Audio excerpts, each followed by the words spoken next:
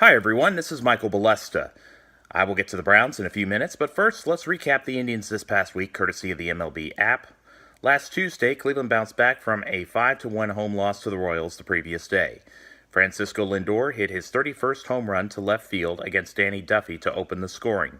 Later in the bottom of the first, after Melky Cabrera's productive groundout scored a run, Jason Kipnis hit an RBI single to right field, and the Indians were up 3-0. The Tribe did not let up on the gas pedal against Burch Smith in the second after coming in the previous inning. After Lindor was hit by a pitch followed by a Yandy Diaz walk, Jose Ramirez took advantage of the opportunity by doubling to center field for Cleveland's fourth run. After an Edwin Encarnacion sacrifice fly, Brandon Guyer's base hit to left ensured another three-run frame. Kansas City broke the shutout in the top of the fourth as Alex Gordon went deep to right center for a solo home run with Mike Clevinger on the mound. In the home half of the inning, with Jake Newberry pitching for the Royals, Ramirez reached on a fielding error by Hunter Dozier. Three batters later, Melky Cabrera singled. Kipnis would then get his second hit of the game in three at-bats to make it 7-1 Indians.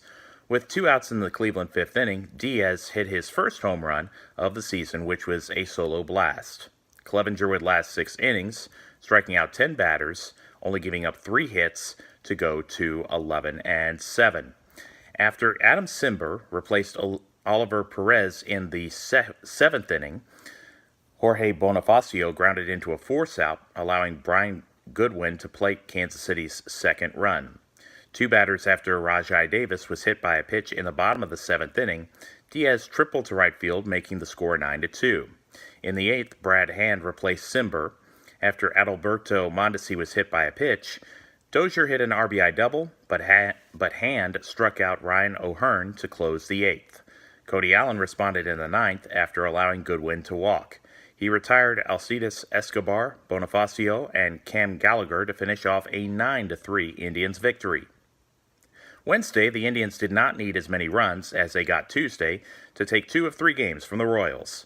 Against starter Brad Keller, with runners on the corners and two down in the second, Greg Allen hit a single to left to score Kipnis.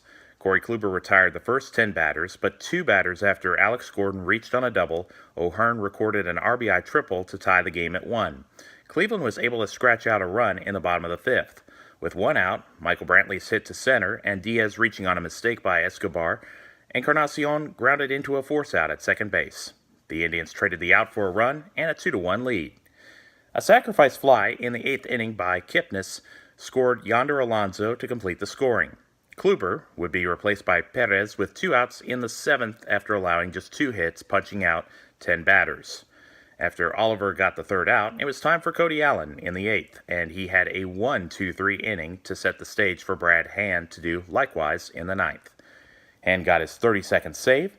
Keller went to 7-6, pitching 7 innings and allowing 11 hits. Thursday, the Cleveland Bats showed up in Toronto against the Blue Jays. Francisco Lindor played a big part in their 9-4 win. He hit solo home runs in the first and third innings. Rowdy Tellez doubled against Shane Bieber in the 4th inning to pull the hosts to within 1. Later in the frame, Teoscar Hernandez gave the Jays a 3-2 lead as he drove in Kendrys Morales and Tellez. Yonder Alonso could not field a ground ball by Aledmus Diaz, and another run came in. The Indians were able to turn things around in the 5th against starter Sam Gaviglio. Brandon Guyer doubled to left to score Yan Gomes to get the visiting team within 4-3. After Jose Fernandez came out of the bullpen, Lindor did not hit his 3rd home run, but his RBI single to plate Greg Allen and Guyer put Cleveland up for good. Allen made the margin 2 an inning later, as his hit was worth 2 bases against Justin Schaefer. The game was broken wide open after Kipnis' 3-run home run for his 15th with Mark Leiter Jr. on the hill. Bieber, the winning pitcher, went to 9-3. Gaviglio dropped to 3-8. Friday turned out to be the end of a 3-game winning streak after the Indians led on 2 different occasions. The first run came in the top of the 5th inning as Ramirez singled to center field with 2 outs against Marco Estrada, scoring Allen. Toronto got their initial run half an inning later as Diaz flew out to allow Tellez to come in from third base. In the 6th, Gomes hit his 13th home run to left, but in the 7th, Tellez doubled to center to drive in Randal Grichuk. Carlos Carrasco made it 8 innings and got a no decision after striking out 14. Simber replaced Hand in the bottom of the 11th with 1 out, but could not extend the game because the first batter he saw was Kevin Pillar, and he ended the game with 1 swing. His 12th home run made the final score 3-2. On Saturday, it was back to being a game of numerous runs involving the Indians and Blue Jays. Adam Plutko and Sean Reed-Foley conceded many of them in this late afternoon tilt. The Indians did fall behind early as Richard Urena and Diaz each had RBI singles in the second. Allen got Cleveland on the score sheet with a double to right to score Roberto Perez in the third. In the bottom half of the inning, Grichuk drove in his 20th homer. Perez hit his second long ball of 2018 to left field to make it a 3-2 deficit for the Tribe. 2 batters after Greg Allen walked, and with 1 out in the 5th, Brantley connected on his 15th home run, and the Indians went ahead. After Schaefer walked in a run with the bases loaded, Perez cleared the bases with a double to center field for an 8-3 advantage. The Blue Jays would fight back as Grichuk hit his second home run of the game, soon followed up by Tellez to end Plutko's day. In the top of the 6th, Cleveland picked up what turned out to be a key run in the final outcome, as Leiter Jr. threw a wild pitch with 2 outs and the bases loaded to enable Ramirez to give the visitors a 9-5 lead. Dan Otero, who entered from the bullpen in the 5th inning and getting the first 2 batters in the bottom of the 6th, could not retire Kendrys Morales, whose single drove in 2. Otero left after conceding another hit, and after Tyler Olson walked Tellez, Neil Ramirez had to be brought in to get Pillar to fly out. In the Toronto 7th, Diaz drove in Danny Jensen to make it a 9-8 game. Oliver Perez would eventually get the game into the 8th inning before Josh Tomlin was able to record the 2 outs of that frame. Cody Allen worked around a double by Diaz in the bottom of the 9th to get save number 26 in a wild game in Canada. Sunday, Clevenger got 9 strikeouts in 6 innings, but yielded 3 runs and went to 11-8. Justin Smoak got Toronto on the board first with his 24th home run and a 2-0 first inning advantage. Lindor hit his 34th dinger to draw Cleveland close in the top of the 3rd. Smoak was able to record an RBI single to his home run half an inning later.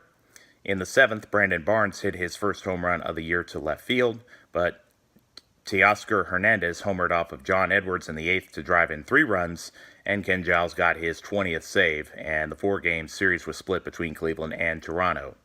Monday, the Indians traveled to Florida for the start of 3 games against the Tampa Bay Rays. Corey Kluber and Diego Castillo both had short outings. Encarnacion scored Brantley in the top of the 1st. Cleveland's 1-0 lead lasted until the bottom of the 2nd. That's when Willie Adames singled in Joey Wendell, who had tripled earlier. Jake Bauers made it 3-1 with his 2-run homer. Kluber hit Ji-Man Choi with the bases loaded, forcing Terry Francona to go with Olson. The Indians were able to get 1 run back as Ramirez's hit scored Lindor in the 5th inning. With Kipnis at second and Gomes at first, Geyer pinch hit for Greg Allen. The decision worked out as the former Rays player recorded an RBI double to tie the game at 4. In the 7th, Cleveland recaptured the lead when Ramirez scored on a fielder's choice off the bat of Alonso. After Hand took over for Allen in the 9th, the first 2 Rays batters were retired, but Tommy Pham singled to set up the heroics of Choi, who hit his 8th long ball of the season to give the Tribe their 2nd straight defeat. Hand with the loss went to 2-5, while Jaime Schultz improved to 2-0. Shane Bieber and Tyler Glasnow go at it tonight at 10 minutes past 7 p.m. Eastern Time. Tomorrow, Carlos Carrasco and Blake Snell are the scheduled starters at 1:10. Following a travel day, Adam Plutko is the probable for Friday's game against the Detroit Tigers from Progressive Field at 7:10. There will be 2 more over the weekend at 3:10 and 1:10 on Saturday and Sunday, respectively, before another day off on Monday. Perhaps by then, the Central Division will officially be wrapped up.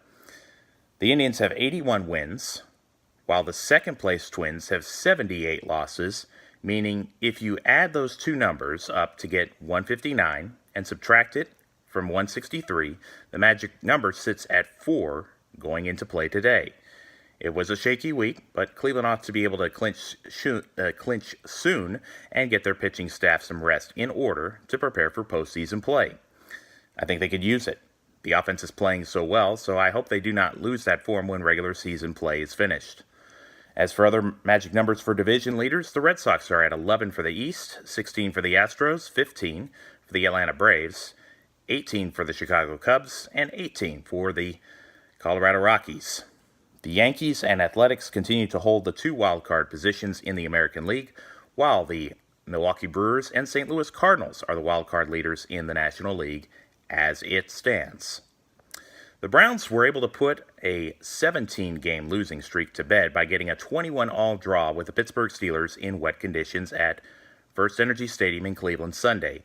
Since the Browns came back in 1999, it was the first time they finished in a tie. Having been a member at the North Texas Browns Backers Club since 2007, after graduating from college, I do recall them playing many overtimes. Many went deep into the extra frame, but there's always been a winner prior to 2 days ago. Checking through the scores in a Sporting News book illustrating the Cleveland Browns' official history, they tied the Chiefs at 10 in Week 11 of the 1989 season. So it has been nearly 30 years since a stalemate happened for this organization. Looking at the NFL app to recap the game, there was a little bit of everything. Following punts on the first two offensive series for each team, the Steelers threatened, but Denzel Ward recorded the first of two interceptions to keep the game scoreless as the game was approaching the latter stages of the first quarter. Sadly, the offense only got one first down and had to punt. Pittsburgh had a time-consuming drive which carried over into the early minutes of the second quarter. The key play on the drive was a Ben Roethlisberger pass to Jesse James, which went for 37 yards on a 3rd and 2 from the Steelers' 20-yard line. James Conner finished the drive from 4 yards out, and the Browns played from behind. On the ensuing possession, Tyrod Taylor tried to get the ball to Jarvis Landry, but Sean Davis made an interception. But Terrell Edmonds was called for defensive holding, thankfully to nullify the turnover. Eventually, Josh Gordon was controversially called for an unnecessary roughness penalty after the offense failed to convert on 3rd down, so the defense was not rewarded for their efforts, a constant theme in this fixture Sunday. Demarius Randall offered another lifeline for the Browns with a theft of Roethlisberger, but the running game was not working, and a sack thwarted another series.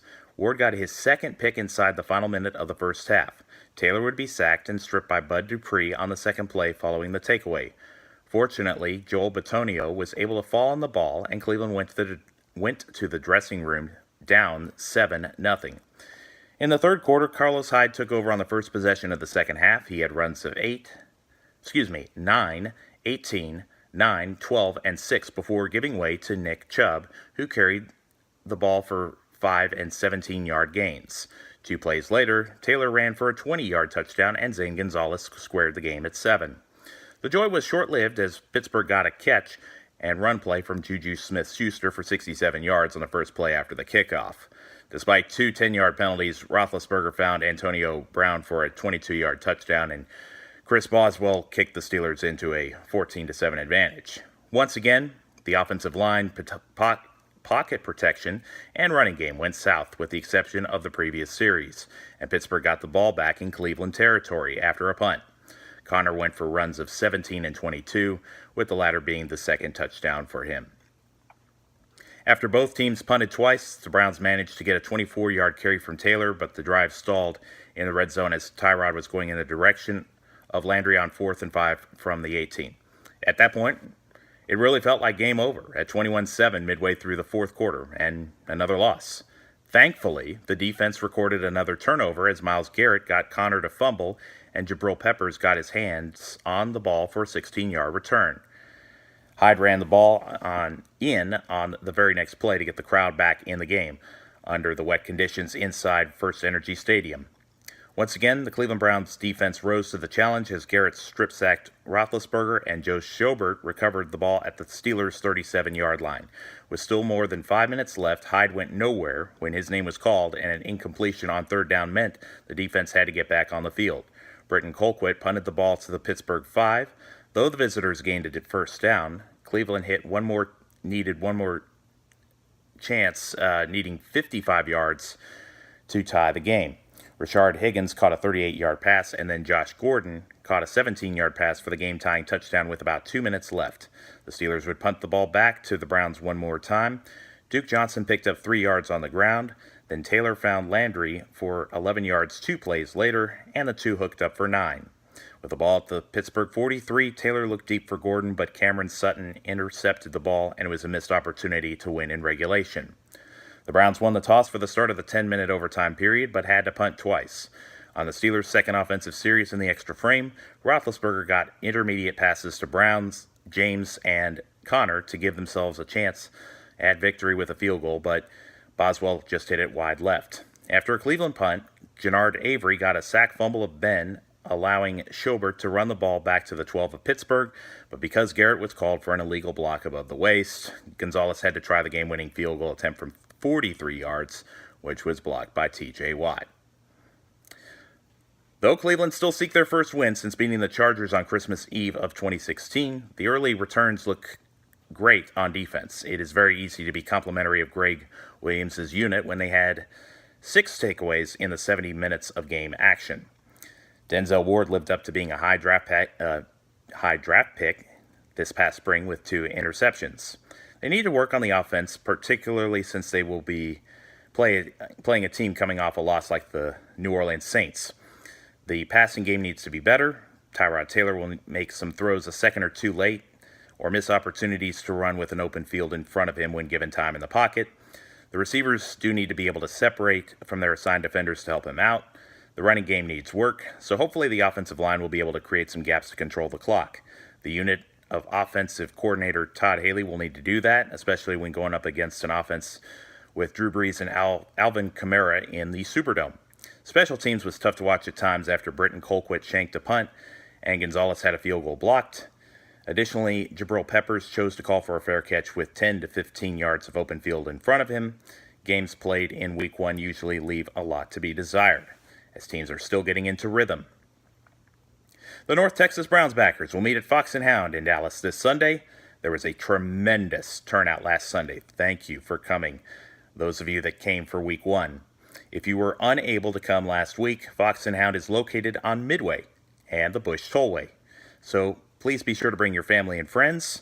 Your support is greatly appreciated. Kickoff is at noon Central Time as the Cleveland Browns face the Saints in New Orleans. Also, please check out the Facebook group North Texas Browns Backers page and hit the like button for the latest updates there. If you live outside of the North Texas region, please search to find a Browns Backers Club closest to you. The text of this blog is available at http://www.mjbolesta2 as in the number 2, blog.wordpress.com. http://www.mjbolesta2 blog.wordpress.com. I am on Twitter at mjbolesta2 and on Facebook at Michael Bolesta. Archive videos on YouTube can be found by searching Michael Bolesta, Roman numeral 2. God bless, have a great week, and be safe.